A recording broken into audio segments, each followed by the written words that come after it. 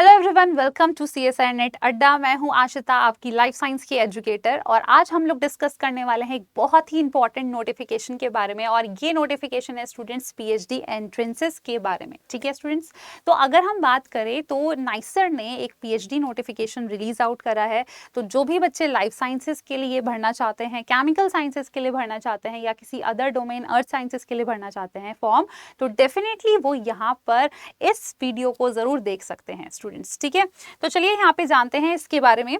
तो यहाँ पर स्टूडेंट्स सबसे पहले आपको क्या करना है, आपको साइट विजिट करनी है। और साइट विजिट के लिए जो आपको यहाँ पर इंफॉर्मेशन डालनी है सर्च इंजन पे, वो डालनी है nicer.ac.in। अगर आप इसको डाल देंगे इस तरीके से आपके सामने एक वेब पेज ओपन हो जाएगा। इस वेब पेज में आपको सिंपल से सिंपल क्या करना है बच्चे, यहाँ पे आपको ड्रैग डाउन करना है और यहाँ पर आपके सामने इस तरीके से अनाउंसमेंट के एक सेक्शन ओपन हो जाएगा। इस अनाउंसमेंट के सेक्शन में अगर आप ध्यान दोगे स्टूडेंट्स, तो PhD एडवर्टीजमेंट गिवन है, इस पे क्लिक करना है।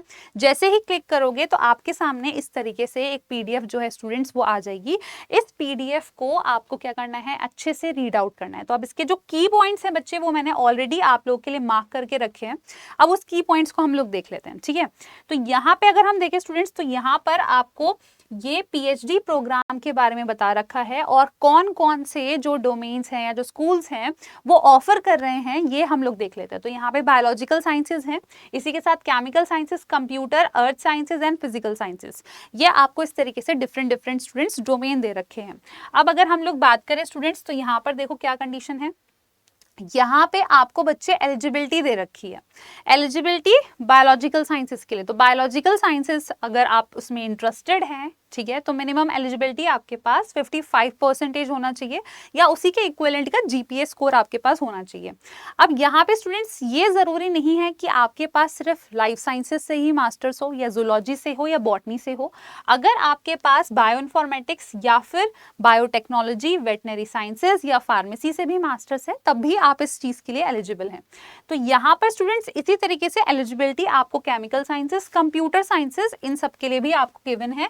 आप यहाँ पर जाके इस PDF को स्टूडेंट्स अच्छे से एक बार पढ़ सकते हैं, कितने मिनिमम मार्क्स रिक्वायर्ड हैं, ये चीज जरूर ध्यान से पढ़ लेना, तभी जाके अपना फॉर्म जो है स्टूडेंट्स फिल आउट करना। अब अगर हम लोग देखें यहाँ पर इस फॉर्म में आगे और क्या इंपॉर्टेंट इंफॉर्मेशन है स्टूडेंट्स, तो यहाँ पे आपको दे रखा है कि कौन कौन से आपके एग्जाम्स जो हैं, या कौन से एग्जाम आपके पास एक क्वालिफाइड होना चाहिए, सो दैट कि आप इसके लिए एलिजिबल हो जाएं।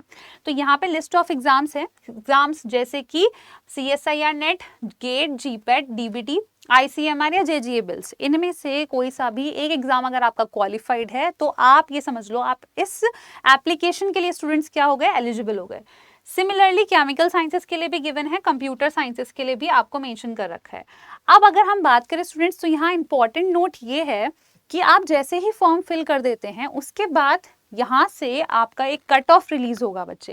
कट ऑफ जो है स्टूडेंट्स वो सभी स्कूल्स का अलग अलग होगा, तो इस चीज का ध्यान रखना। ठीक है, और यहाँ पर एक और चीज मेंशन है कि अगर किसी के पास सिर्फ और सिर्फ इंस्पायर वाला, ठीक है, फेलोशिप है, और कोई सा भी एग्जाम जो ऊपर मेंशन करा गया है वो क्वालिफाइड नहीं है, अगर उनमें से कोई सा भी एग्जाम भी क्वालिफाइड नहीं है, तो बच्चे आप एलिजिबल नहीं हो। तो यहाँ पे इस लाइन को जरूर ध्यान से पढ़ लेना, समझ लेना।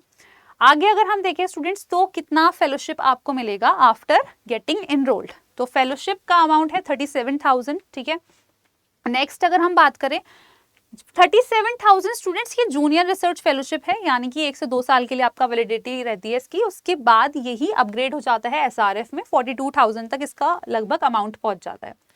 नेक्स्ट अगर हम देखें स्टूडेंट्स, तो बायोलॉजिकल साइंसेस यहाँ पर अगर हम देखें, तो इसमें आपको काफी सारे एरियाज में रिसर्च के ऑप्शंस मिल जाएंगे। कुछ आपको ऑप्शंस यहाँ पर गिवन है। अगर आपको इसी के रिगार्डिंग थोड़ा सा डिटेल इंफॉर्मेशन जानना है, तो आप यहाँ इस साइट पर जाके विजिट कर सकते हो। जैसे कि यहाँ पे आपको यूकैरियोटिक ट्रांसलेशन इनिशिएशन, इस तरीके से आपको एक टॉपिक दे रखा है। कैंसर के ऊपर टॉपिक दे रखा है स्टूडेंट्स, न्यूरॉन्स के ऊपर या न्यूरोनल मेम्ब्रेन के ऊपर दे रखा है। तो आप इन सभी टॉपिक्स को एक एक करके विजिट कर सकते हैं और अपने इंटरेस्ट के अकॉर्डिंग फॉर्म जो है स्टूडेंट्स वो फिल आउट कर सकते हैं। नेक्स्ट अगर हम लोग देखें, इसी तरीके से मैंने आपको जैसे बताया कि डिफरेंट डिफरेंट जो डोमेन्स हैं, हमारे जो स्कूल्स हैं, उन सभी के आपको टॉपिक्स देखने को मिल जाएंगे। अब अगर हम लोग देखें स्टूडेंट्स, तो यहाँ पे सिलेक्शन प्रोसीजर ध्यान देना जरा।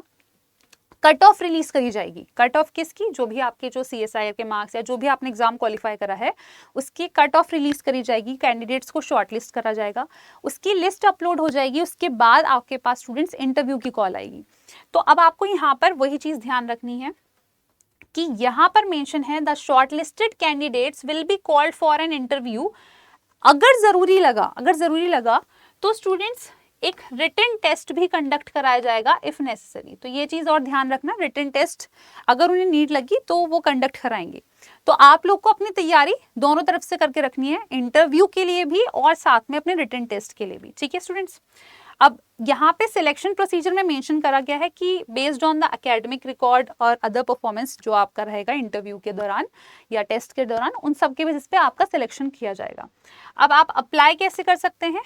अप्लाई करने के लिए स्टूडेंट्स आपको इस साइट पर विजिट करना है। ठीक है, उसके बाद आपको यहाँ पर स्टूडेंट्स फॉर्म फिल करना है जिस भी स्कूल के लिए आप अप्लाई कर रहे हो। अब मान लो कि तुम्हें लग रहा है मैं एक से ज़्यादा स्कूल में अप्लाई कर सकता हूँ और मेरी एलिजिबिलिटी है और मेरा इंटरेस्ट भी है, तो डेफिनेटली आप कर सकते हैं स्टूडेंट्स। उसके लिए आपको दोबारा से फॉर्म भरना पड़ेगा। मतलब आपने school of biological sciences fill करा, पूरा फॉर्म फिल कर दिया, अब आपको अर्थ साइंसेस में भी फिल करना है तो आपको दोबारा से फॉर्म फिल करना पड़ेगा। तो यहाँ पर उस चीज़ का ध्यान रख लेना, वही चीज़ गिवन है। इंपॉर्टेंट डेट्स बहुत ज़्यादा ध्यान रखना है आपको।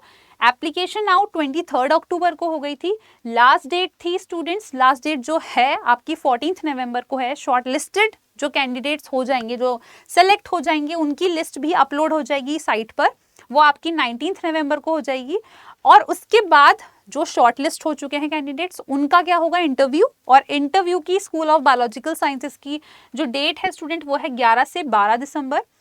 अब आपको ध्यान रखना है कि क्या क्या चीज़ें या डॉक्यूमेंट्स आपके पास हैं या नहीं है।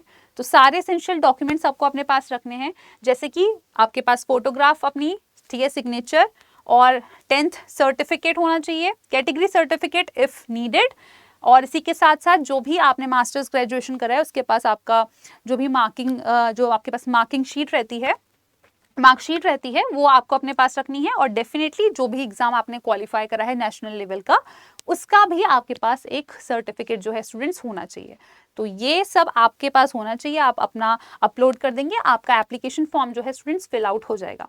एक रिक्वेस्ट मेरी रहेगी आप सभी स्टूडेंट्स से कि जो भी बच्चे फॉर्म फिल कर रहे हैं प्लीज लास्ट डेट में, लास्ट टाइम पे फिल मत करना फॉर्म। ठीक है, तो काफ़ी बच्चों का फॉर्म जो है स्टूडेंट्स कई बार मिस आउट हो जाता है, कोई ना कोई दिक्कत की वजह से या ट्रैफिकिंग की वजह से।